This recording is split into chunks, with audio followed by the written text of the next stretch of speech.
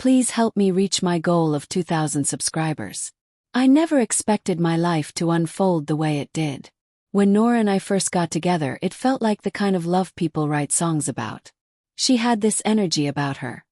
Bright, magnetic, impossible to ignore.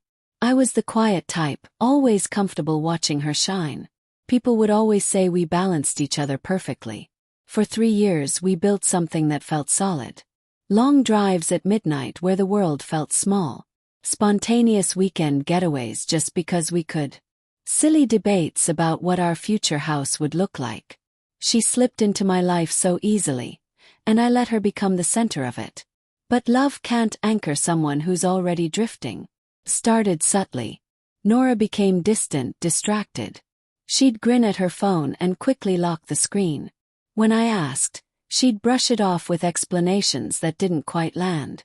I convinced myself I was imagining things, until one night, her phone buzzed while she slept beside me. I wasn't the type to snoop. I believed in trust. But something in me shifted. When I finally checked, it wasn't a flood of messages that shattered me. It was one line: "Last night was perfect. When can I see you again?" Sent just hours after she kissed me goodnight. My heart didn't just break, it caved in. The next morning, I acted as if nothing had changed. I made her breakfast, listened to her stories, hugged her before she walked out the door. But inside something had gone numb. I wasn't going to fight for space in someone's heart when they'd already handed it to another. So I started planning my exit. Over the next week, I quietly packed the things that mattered.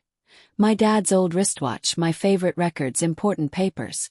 I found a small studio across town, paid for a few months in advance, and waited for her to make the move she thought would give her the upper hand. That moment came on a Friday night. Nora sat me down with this odd confidence and said, "I think we should take a break. I need time." I simply nodded. "Okay." Her face fell. She expected tears, arguments, something dramatic. But I was empty.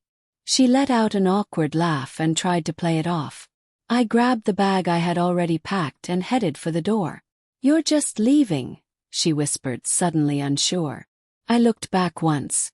"You let go long before tonight. I'm just finally accepting it." Then I walked out and closed the chapter of my life built on blind faith. The days that followed felt strangely peaceful. Quiet in a way I hadn't felt in months. But soon messages started buzzing through my phone.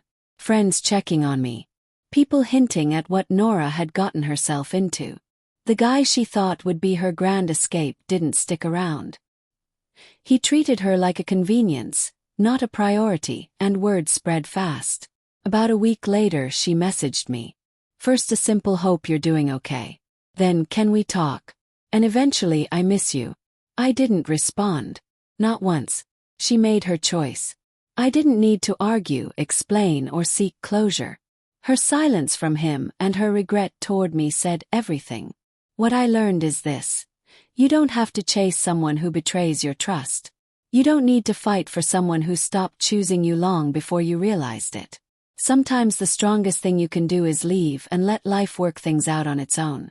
Karma doesn't knock politely, it storms in. In the end, Nora lost someone who would have given her the world. And I lost someone who never truly appreciated what she had. Looking back, I'm grateful. Her choices freed me to rebuild myself and eventually meet someone who understands love without conditions, doubts, or games. Please help me reach 2,000 subscribers.